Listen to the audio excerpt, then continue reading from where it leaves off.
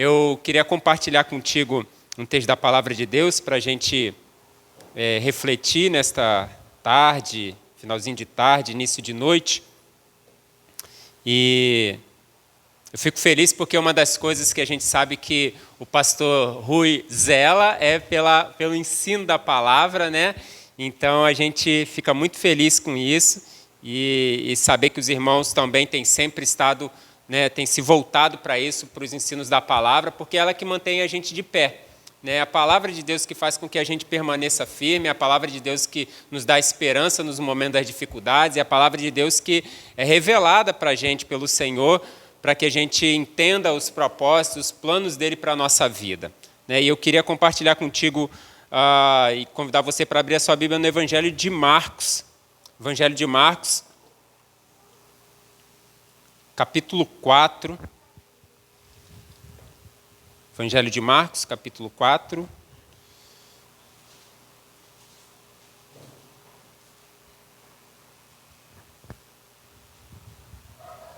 Eu vou ler a partir do verso 35.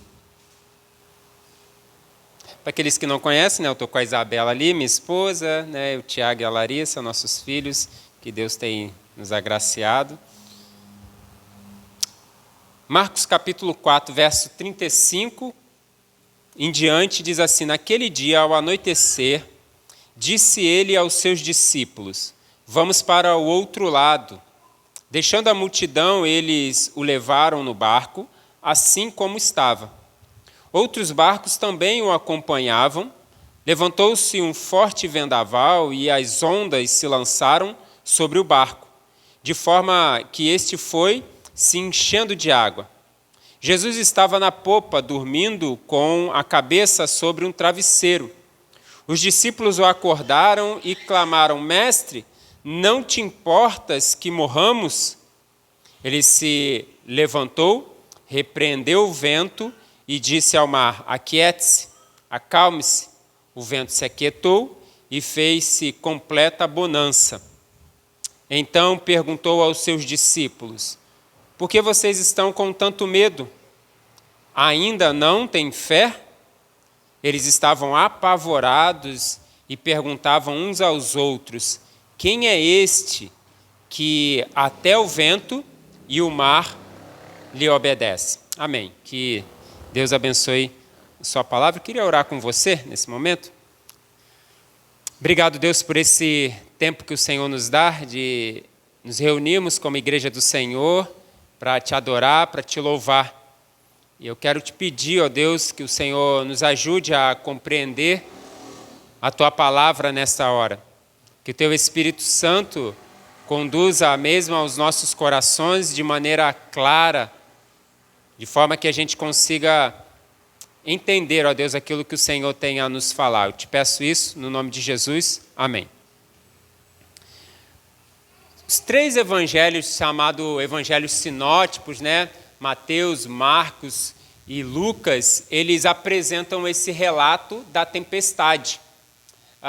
Eles são considerados sinóticos porque eles relatam histórias parecidas, né? Os relatos são muito parecidos. Mas existe uma questão muito importante que só Marcos relata, que Lucas não fala e que Mateus também não fala. Uma pergunta que a grande maioria das pessoas, quando passam por problemas, ou muitas pessoas quando passam por problemas, ou talvez você conheça alguém que quando passou por algum problema ou por alguma crise existencial ou mesmo espiritual, ela se questiona, ela faz esse questionamento a Deus, e é justamente esta pergunta que um dos discípulos faz a Jesus no momento da tempestade. A pergunta é: não se importa comigo? Não se importa conosco? Não se importa com a gente? Não se importa que a gente está prestes a morrer? E quantas vezes nós, pelo menos eu já ouvi algumas pessoas dizendo: parece que Deus, ele se esqueceu de mim. Parece que Deus me abandonou. Parece que Deus não está olhando para mim diante das circunstâncias que eu estou vivendo. É essa a sensação que eu tenho. O relato que a gente leu nesse momento, ele conta que Jesus, depois de um período de pregar o Evangelho, anunciar a sua mensagem do Evangelho, que era natural para ele, Jesus está pregando às pessoas. Depois de algum tempo fazendo isso, ele então pega os seus discípulos e ele está cansado e ele diz: olha, vamos para o outro lado, entremos no barco e vamos atravessar, vamos para o outro lado. Guarda essa informação porque ela é muito importante, daqui a pouco tu vai entender a importância dessa informação. Jesus diz: vamos para o outro lado. Então, os discípulos levam ele para o barco. Alguns outros pescadores curiosos também entram em outros barcos e começam a ir em direção a Decápolis, uma região de cerca de 10 cidades, que a distância ali, alguns estudiosos dizem que um pouco mais de 20, um pouco menos de 20 quilômetros. Então, eles pegam um barco e vão percorrer essa distância até essa região dessas cidades todas, sendo que antes de chegar na região, o que acontece? Uma tempestade se levanta. Uma tempestade acontece ali no meio do caminho e obrigado, Nevinha. E várias situações bastante curiosas chamam a nossa atenção no momento dessa tempestade, porque a tempestade começa a assolar o barco, os discípulos estão ali numa tentativa de evitar que as águas tomem conta do barco e, quem sabe, afunde o barco, e eles então tiram água e a água entra, e as ondas batem e tomam aquele barco, e eles vão tentando com seus esforços e com a sua experiência, afinal de contas, a grande parte deles são pescadores, então não são um Mário da vida querendo entrar num barco e ir para o mar. Eles têm experiência do mar. Eles sabem que o momento das ondas, das tempestades, é um momento delicado. Então, eles estão ali tentando com seus esforços, até que chega uma hora que eles cansam.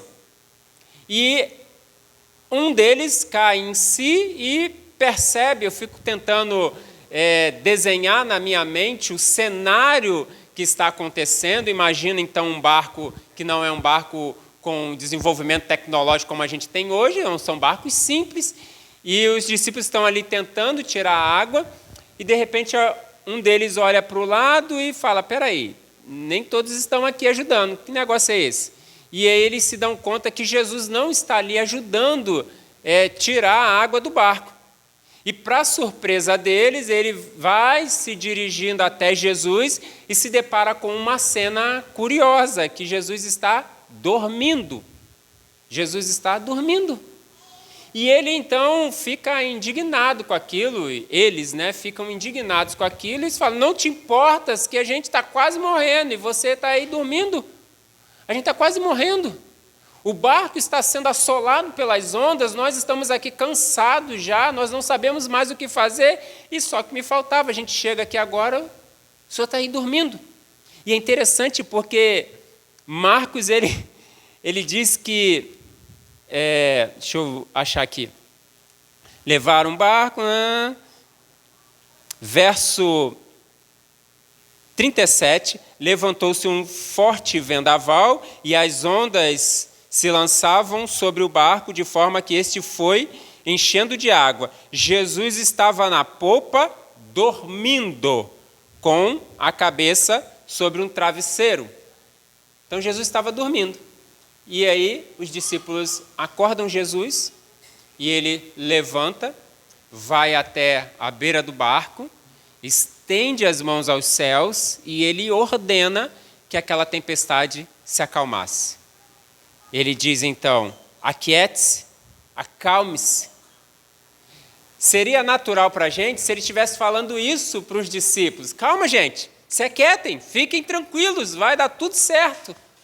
Mas ele está falando para a natureza, ele está falando para as ondas, ele está falando para a tempestade.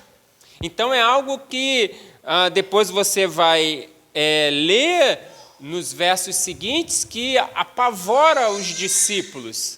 Apavora aqueles homens que estão à sua volta, porque eles se perguntam: como assim? Quem é esse que até as ondas, até a tempestade, até o vento obedece ele? Jesus, então, aquieta a tempestade, aquieta aquele vento, se volta para os discípulos e então ele diz: vocês, por um acaso, não têm fé ainda? Por que vocês estão com medo? Vocês não têm fé? Verso 40, então, perguntou aos seus discípulos: por que vocês estão com tanto medo? Ainda não têm fé? E eles estavam apavorados e se perguntavam uns aos outros: quem é este? Quem é este que até o vento e o mar lhe obedecem? Então, este é um relato que, sem dúvida alguma, você já ouviu inúmeras vezes, e ele traz muitas reflexões à nossa caminhada ao lado do Senhor, porque não são poucos os momentos em que as tempestades se levantam. E eu queria pensar com você algumas questões, porque o Evangelho de Marcos ele vai tratar algumas questões. Uma delas é sobre arrependimento e a outra é sobre fé. E Jesus, neste relato da tempestade com os discípulos, ele está trazendo para a gente uma reflexão a respeito da fé, a respeito da confiança que eles estavam depositando ou não no Senhor naquele momento que a tempestade se levanta diante deles. E eu queria pensar com você 3 motivos, pelo menos, que levam a gente a se apavorar diante das tempestades que se levantam na nossa vida. Baseado naquilo que a gente lê nesse texto, e eu pensando e refletindo sobre algumas coisas, eu refleti sobre 3 coisas que eu queria compartilhar contigo, que levam a mim e a você e a maioria das pessoas, se nós não cuidarmos nos momentos das tempestades, nós vamos agir de uma forma apavorada. E no momento em que nós estamos assustados, no momento em que nós estamos com medo, nos momentos em que nós estamos preocupados excessivamente, nós temos a nossa fé enfraquecida. A nossa confiança no Senhor é abalada. O primeiro motivo que mostra para a gente, que faz a gente entender o porquê que a gente age assim muitas vezes, é porque somos humanos. Como seres humanos que somos, nós agimos assim. As experiências que os discípulos tinham com Jesus não foram suficientes para fazer com que eles experimentassem e confiassem no Mestre naquele momento de tamanha turbulência. Ainda que, lembra que eu falei lá para tu guardar uma informação importante? Jesus, antes de entrar no barco, ele vira para os discípulos e ele diz assim: olha, entremos no barco e vamos para o outro lado. Existe algo muito importante nessa informação, porque Jesus está dizendo, nós vamos para o outro lado. É como se ele estivesse fazendo uma promessa aos discípulos: a gente vai entrar no barco, vamos atravessar, vamos chegar lá naquela região das cidades, e lá a gente vai continuar a nossa conversa, o nosso processo de evangelização. Só que os discípulos se esqueceram disso. Eles se esqueceram dessa fala do Mestre. Eles se esqueceram dessa afirmação do Mestre de que se nós vamos atravessar, então não tem o que temer. Porque no processo da caminhada com o Senhor, as ondas se levantam. E o que o Senhor ele coloca para os discípulos é: nós vamos chegar, só confia. E daí eu começo a entender por que Jesus está dormindo. Porque Jesus está tranquilo, que ele sabe que ninguém vai se perder, ninguém vai morrer, o barco não vai ser afundado, as ondas não vão derrubar, não vão destruir aquele barco. Porque, primeiro, Jesus está ali, é claro, e a gente já ouviu isso inúmeras vezes, Jesus está no barco, e quando ele está no barco, fica muito mais fácil a gente conseguir enfrentar as tempestades da vida. Mas, mais do que isso, Jesus já havia prometido que eles atravessariam. Jesus já havia dito, nós vamos nos ver lá do outro lado. Então, a nossa humanidade, muitas vezes, ela interfere, ela nos prejudica, porque nós somos tomados pelos sentimentos, pelas emoções, pelas nossas fragilidades da nossa fé naquele momento, e isso acaba nos prejudicando e acaba impedindo com que a gente experimente realmente daquilo que o Senhor Jesus ele, tem para realizar nas nossas vidas. Então, o primeiro fator importante que nos leva a nos assustarmos diante da tempestade, é porque nós somos humanos. Mas isso não significa que toda tempestade nós devemos nos apavorar. O que o Senhor quer nos ensinar é: confie em mim mesmo em meio à tempestade. Mesmo em meio à tempestade. Confie em mim. Segunda questão importante é que o medo ele faz parte também da nossa existência. Esses dias estava lá em casa e pouco antes da gente sair para a igreja, a gente estava conversando alguma coisa e o Tiago falou assim: eu não tenho medo de nada. Eu falei: é valente? É valente. E eu virei para ele e eu disse: só que você está errado.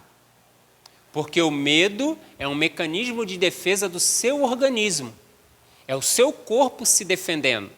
Se der um estouro ali fora agora, na rua, em qualquer lugar, a primeira coisa que o nosso cérebro vai fazer é bombear sangue para nossas pernas. Porque o primeiro instinto é a gente fazer: opa, para onde que eu vou? O que está acontecendo? E a gente quer se movimentar para sair daquela zona que ameaça, que é uma zona de perigo. Então, o medo ele é um mecanismo de defesa nosso. O problema é quando ele nos domina. O problema é quando nós ficamos paralisados. O problema é quando o medo ele é tão assustador que eu falo: eu não consigo fazer nada. Eu já tive muito medo de falar em público, por exemplo, a ponto de não falar mesmo, de não querer falar. E eu me lembro a primeira vez na igreja, e a igreja é um ambiente fantástico para isso, né, para a gente desenvolver isso. Eu me lembro a primeira vez na igreja, numa união de treinamento, eu, sei lá, com meus 19 anos, recém-chegado na igreja, tirei lá um negocinho na caixinha, e quem saiu para falar sobre lá o estudo, Mário. Eu falei: meu Deus do céu, agora que eu morro. Mas aí, à medida que você vai exercitando, que você vai treinando, que você vai se colocando, que você vai dependendo de Deus, você vai vencendo e você vai vendo que aquele medo ele não é real como a gente imagina. Não é tão real como a gente imagina. Então, o medo que dominou os discípulos naquele momento era algo que Jesus ele traz como uma dificuldade deles de exercitarem a sua fé. Por quê? Porque o medo, ele, na grande maioria das vezes, e dizem os estudiosos que 85% das vezes, ele não é real. Ele é só daqui, da nossa mente, da nossa cabeça. Embora naquele momento ali no mar havia uma realidade, havia um cenário desfavorável, mas Jesus está dizendo para eles: tenham fé, confiem, não fiquem com medo, não tenham medo. E eu me lembro que um dia desses, novamente, o Tiago, e criança ensina muito a gente foi fazer um passeio de barco lá com a turma lá da escola, lá do homeschooling. E aí, viemos até aqui, né? Nas ilhas aqui e tal. Aí chegou o momento tão esperado de dar o mergulho. O barco vai parar, aí vai mergulhar e tal, e sair, aquelas coisas todas. E aí o barco parou, e aí o pessoal lá da embarcação falou: o mar está com correnteza, então só mergulha quem realmente sabe nadar e tal, não sei o quê, é bom as crianças não pularem, não sei o que lá. E as criançadas estavam loucas para pular na água, estavam assim. E aí o Tiago falou: eu quero ir. Eu falei: filho, está complicado o negócio ali. Não, mas eu vou. Aí eu falei: tá, então peraí. Vou pular e vou ver como é que está. E aí pulei, realmente, a correnteza estava puxando muito. Eu subi, né, já para falar: não, a gente não vai. Quando eu cheguei lá em cima, já estava o Tiago com o macarrão amarrado no negócio, na beira do negócio lá. E aí o rapaz falou assim: faz assim, tu pula para lá, a correnteza vai te puxar, e aí ele pula. Falei: então tá, então vamos lá. Eu olhei para um lado, para o outro, falei: bom, tem um ali para salvar se precisar, tem um outro lá, tá tudo certo. Não deu para contar até 3, o Tiago se jogou. Aí, beleza, sobreviveu, só levantei ele assim na água e joguei para dentro da água mesmo, né? E eu fiquei assustado, porque eu falei assim: filho, você precisa cuidar, porque você tem que ter prudência em alguns momentos. E aí a gente vai ensinando algumas coisas que a gente vai aprendendo. Mas por que eu estou te contando essa história? Porque muitas vezes a gente é dominado por um medo que a gente não precisa ser paralisado, a gente precisa testar, a gente precisa provar, a gente precisa realmente confiar. Claro que não é nesse cenário que eu estou falando do passeio, não é confiar nos homens, mas vamos pensar aqui no cenário dos discípulos, que Jesus está falando, vocês precisam confiar em mim. Vocês precisam confiar em mim. Então, o medo é algo que apavora os discípulos naquele momento, que traz para eles um olhar, uma sensação de assombro diante daquilo que eles estão vivenciando e que eles não têm controle algum, e ao mesmo tempo eles olham para Jesus trazendo uma quietude no mar, trazendo uma quietude no tempo, e eles dizem, espera aí, a gente está com alguém que tem um poder que a gente talvez ainda não tinha se dado conta do poder que ele tem. Como nós cantamos aqui, santo, santo, santo, o Deus que é poderoso, que é grande, que é soberano, que é Senhor, que é Criador de todas as coisas, é nesse Deus que a gente precisa realmente colocar as nossas esperanças, colocar a nossa confiança.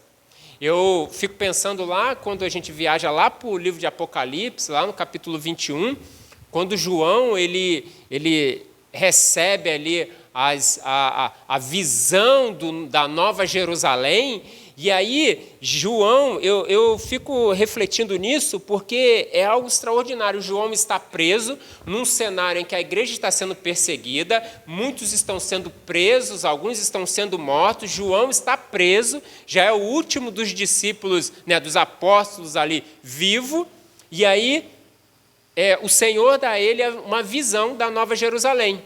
E quando João se depara com aquela visão, eu fico imaginando João lendo, recebendo aquela visão e escrevendo aquela visão, ele dizendo, sentindo quão animado seu coração vai ficando diante daquilo que ele está vendo, da Nova Jerusalém que desce dos céus, da terra tão prometida. E ele então, eu imagino na minha mente, ele escrevendo aquilo, tendo seu coração animado, ele dizendo, esses escritos precisam chegar aos meus irmãos que estão sendo perseguidos, eles precisam chegar aos meus irmãos que estão correndo sério risco, que estão com a sua fé abalada, porque assim como eu estou tendo o meu coração, a minha energia, o meu ânimo, a minha fé renovados, eles também o terão. Eles também terão a sua esperança renovada. E João, então, escreve essa carta de forma que, ainda hoje, ela traz ânimo ao nosso coração. Quando a gente olha para ela e a gente vê a promessa que o Senhor faz, e a maior de todas as promessas, de um dia experimentarmos a morada na Jerusalém Celestial. Então, precisamos olhar para esse cenário, e existem algumas coisas que a gente precisa entender para lidar melhor com os medos quando eles nos abalam. A primeira coisa é a gente precisa conseguir olhar para o cenário, a gente precisa avaliar essa realidade e a gente precisa se manter confiante no Senhor. Manter confiante nele, porque é ele que aquieta o nosso coração. Terceira questão importante que esse relato traz para a gente é o momento em que nós nos esquecemos daquilo que o Senhor já trouxe aos nossos corações. E eu penso nisso com muita frequência, porque quando Jeremias escreve e ele diz para a gente que eu quero trazer à memória aquilo que possa me dar esperança, Jeremias está nos alertando e nos advertindo a não nos esquecermos daquilo que o Senhor já nos falou, porque aquilo que o Senhor já nos falou é o que nos mantém de pé, é o que nos mantém firmes, e infelizmente a gente está vivendo um cenário a nível não só de Brasil, mas a nível de mundo, em que muitos estão tendo a sua fé abalada e estão desistindo da jornada, estão se esquecendo das promessas, das falas, daquilo que o Senhor já trouxe aos seus corações.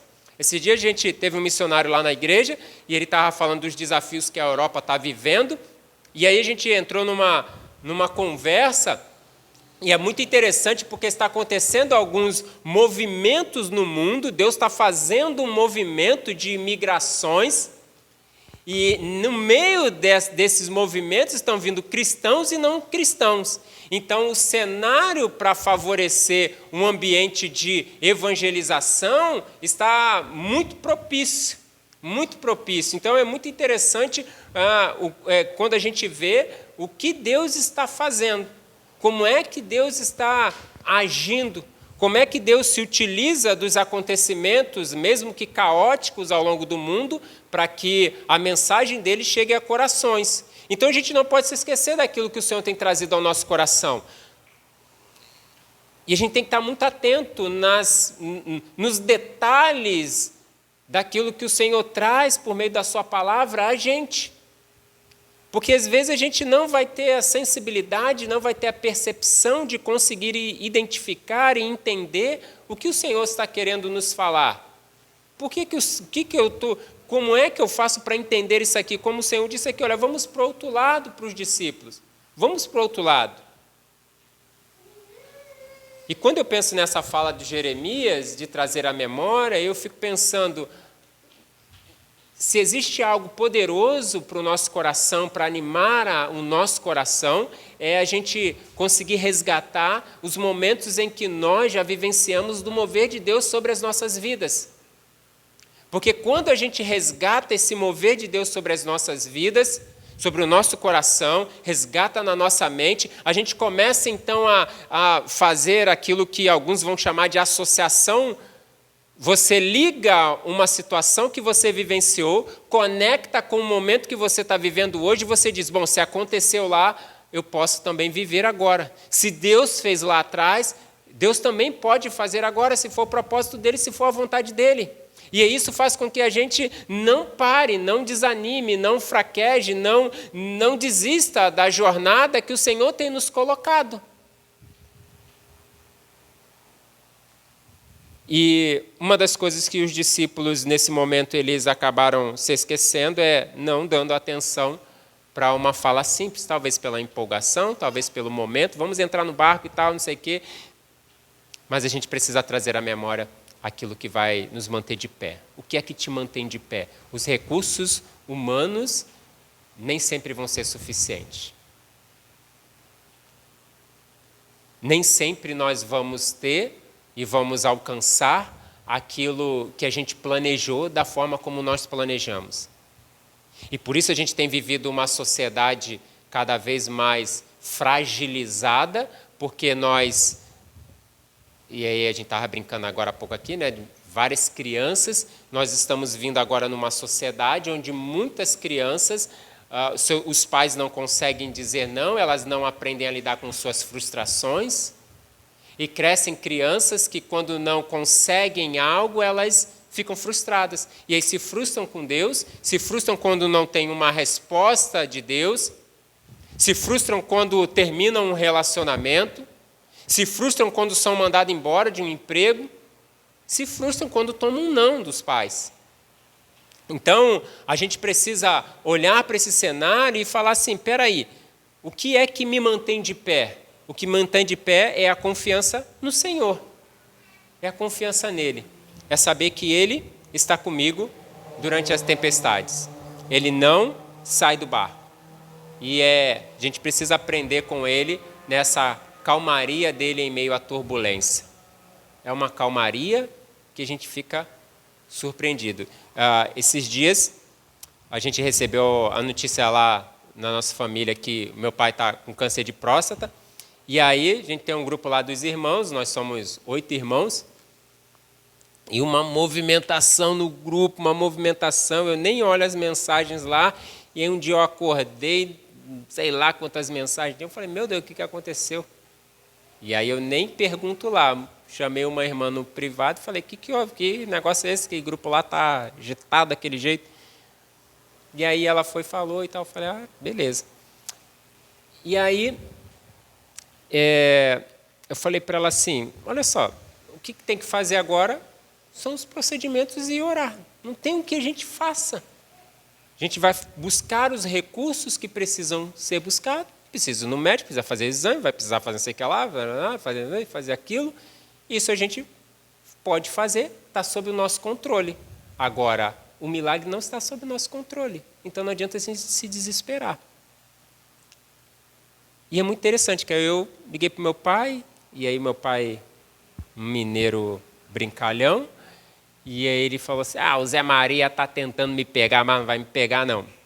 Tá, pegar, mas não vai me pegar não. E aí eu falei, beleza pai, confia, o Senhor está no comando de tudo. Sua vida pertence a Deus e está tudo certo.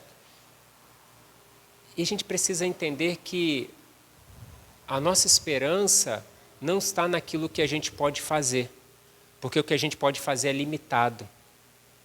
Mas o que o Senhor pode fazer é ilimitado. Se Ele quiser fazer um milagre, Ele faz. Se for para honrá-lo, Ele vai fazer. Se tiver propósito, Ele vai fazer. E a gente precisa resgatar isso, porque senão a gente, em meio às tempestades, a gente se esquece e a gente começa a querer resolver do nosso jeito. A gente começa a querer mostrar para Deus, né? A gente até, esses dias um amigo estava falando assim, Mário, eu peguei, fiz um planejamento e eu tentei dar uma ajudinha para Deus. Eu falei assim, Deus, olha só, de repente se o senhor esteja aí com dificuldade de criatividade, eu vou mostrar para o senhor aqui como é que a gente pode fazer. E aí, Mário, eu fiquei meses naquilo e nada, Deus não me respondia nada. E aí teve uma semana que eu abandonei aquilo e eu clamei desesperadamente a Deus para que Ele me respondesse. E Deus fez do jeito dele e os meus projetos foi tudo para o lixo. Porque Ele é soberano. Ele é soberano sobre as nossas vidas. Ele cuida de nós. Ele faz as coisas da maneira como Ele acha que deve fazer. Então, como é que Jesus nos ensina a lidar com os momentos de tempestade? Primeiro, tranquilidade. Saber que Ele domina as nossas vidas. As nossas vidas não pertencem a nós, pertencem ao Senhor. Se pertence a Ele, a gente tem que falar, opa, Senhor, está aqui. Só me mostra o que eu tenho que fazer. Eu tenho que levantar esse negócio aqui? Então isso está na força do meu braço, eu posso fazer. Mas eu não tenho como fazer aquilo que diz respeito aos milagres do Senhor. Isso é contigo. E é o que a gente precisa exercitar. Então, ter tranquilidade, confiar nele. Verso 40, Jesus diz, então perguntou aos seus discípulos, por que vocês estão com tanto medo? Ainda não têm fé? Vocês ainda não confiam em mim? Vocês não já viram coisa suficiente? A gente acabou de vir de uma tarde evangelística, vocês viram curando, vocês viram gente sendo salva, gente tendo os demônios expulsos. Vocês ainda não têm fé suficiente? Vocês não têm fé? Então a gente precisa aprender a ter confiança nele. Ter confiança. Confiança porque é Ele o Senhor das nossas vidas. Existe uma lição muito importante que a gente precisa entender sobre tempestade. Toda tempestade é passageira. Toda tempestade é passageira. Nenhuma tempestade é duradoura. Só que tem um outro detalhe. A bonança também é passageira. E a gente precisa saber como lidar com cada um desses momentos. Se está em bonança, ok, eu vou desfrutar, eu vou louvar a Deus, eu vou glorificar a Deus. Se está em tempestade, eu vou continuar glorificando a Deus, mas eu vou falar, Deus, eu sei que esse negócio vai passar, uma hora vai passar. E eu miro os meus olhos naquilo que o Senhor tem para fazer sobre a minha vida, o que Ele quer me ensinar nesses momentos. Quais são as tempestades que a gente tem enfrentado? Na casa? É no casamento? São com os filhos? É financeira? É espiritual? Quais são as tempestades que a gente enfrenta no nosso dia a dia? Qual é a que você tem enfrentado? Como é que você está lidando com isso? Você está tentando tirar as águas do barco com os seus próprios esforços? Eles vão se esgotar. Não espere se esgotar para recorrer a Deus. Recorra a Deus primeiramente. recorra a Ele, busque Ele. A gente tem vivido um tempo onde a sociedade tem estado realmente muito, e eu que estou trabalhando com isso, com as questões emocionais, a gente vê o quão adoecida a nossa sociedade está por conta dessa questão de querer resolver as coisas imediatamente, só que no agir de Deus nem sempre vai ser imediatamente a resposta. E às vezes a gente vai esperar bastante tempo. Às vezes a gente vai esperar muito tempo. Esses dias eu e a Isabela, a gente estava conversando sobre o pai dela ainda não se converteu. E a gente estava conversando, porque chega período assim de carnaval, ele é sambista e tal, e também já estava fazendo algumas coisas, e já está com 70 anos, e a gente falou que Deus tenha misericórdia, porque não existe o que a gente possa fazer, que a gente já não tenha feito ao longo desses anos todos. Agora é o Senhor e Ele. E a gente ora para que o Senhor, ao tocar no coração dele, ele realmente abra o coração. Porque não depende de nós. E se nós deixarmos, nós vamos ficar angustiados. E da mesma forma que ele diz aquiete-se para a natureza, ele diz aquiete-se para mim. Aquiete-se, Mário, fique tranquilo. Aquiete-se que eu estou cuidando disso. Só que o grande problema que a gente enfrenta é a dificuldade de, ao ouvirmos a voz do Senhor para nos aquietarmos, realmente a gente se aquietar. A natureza o obedece num estalo, mas nós não conseguimos. Ele fala, aquiete-se. Aí a gente começa a buscar recursos para resolver da nossa maneira. E por causa disso, muitas vezes a gente toma decisões erradas, a gente faz coisas erradas, a gente enfraquece a nossa caminhada de fé.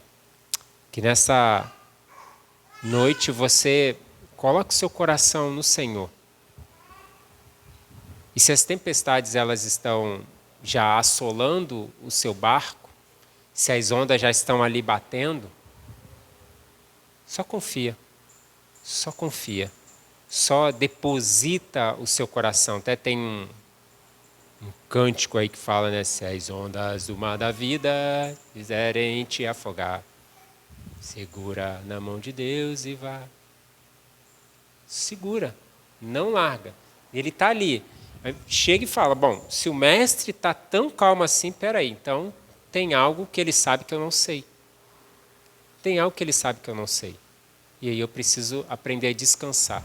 Porque quando eu descanso, as coisas acontecem. Quando eu descanso, eu experimento muito mais do mover de Deus sobre a minha vida do que quando eu fico tentando resolver da minha maneira. Do que quando eu fico tentando tomar as rédeas da minha vida e não deixo o Senhor me conduzir. Os discípulos nos ensinam que tentar resolver da nossa maneira não é o caminho. Mas nós precisamos aprender a confiar e deixar com que o Senhor resolva por nós, porque Ele é o nosso Senhor, o nosso Deus, e é Ele quem cuida. Se você tem dúvida disso, faça cumprir a palavra do profeta Jeremias. Traga à tua memória aí agora algo que possa te dar esperança. Traga à tua memória algum momento em que você presenciou do cuidado de Deus sobre você e da quietude do Espírito sobre a sua vida. Traga à tua memória e tu fala, bom, se Deus fez lá, Ele pode fazer novamente. E confia e descansa. Que Deus nos ajude e nos abençoe para que a gente prossiga firme. Porque a travessia da nossa jornada cristã, ela ainda tem um tempo aí que a gente não sabe qual vai ser. Pode ser que a gente viva para ver a volta do Senhor Jesus, ou pode ser que não. Mas não importa. O que a gente precisa fazer é se manter firme, confiante, sabendo que o Senhor cuida de nós. E quando a gente entende isso, a gente para de depositar as nossas esperanças no homem. A gente veio de um momento recente, político, em que a gente viu tantas pessoas depositando a sua esperança no homem e entraram num nível de frustração que eu atendi pessoas assim que entraram em depressão porque não aconteceu como esperava. Porque depositou no homem.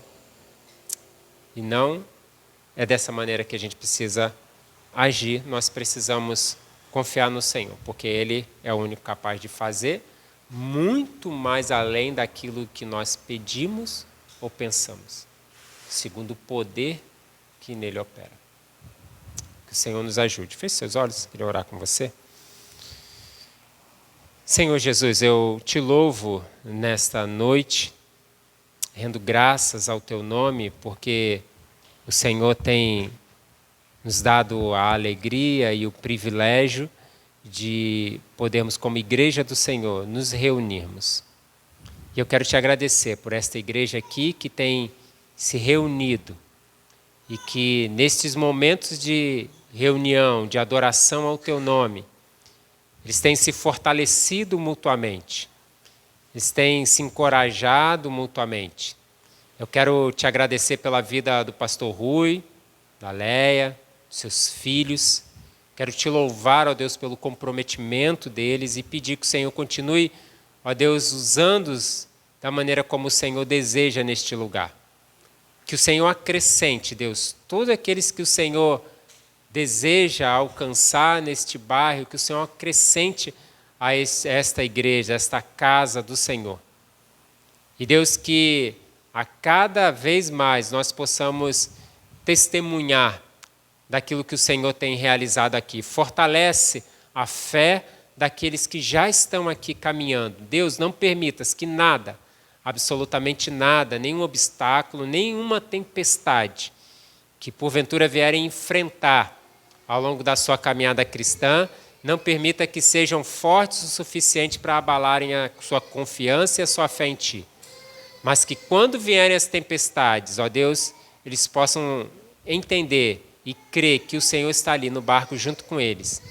E que se o Senhor está no barco, o Senhor tem poder para aquietar qualquer fúria do mar sobre a vida daqueles que em Ti confiam.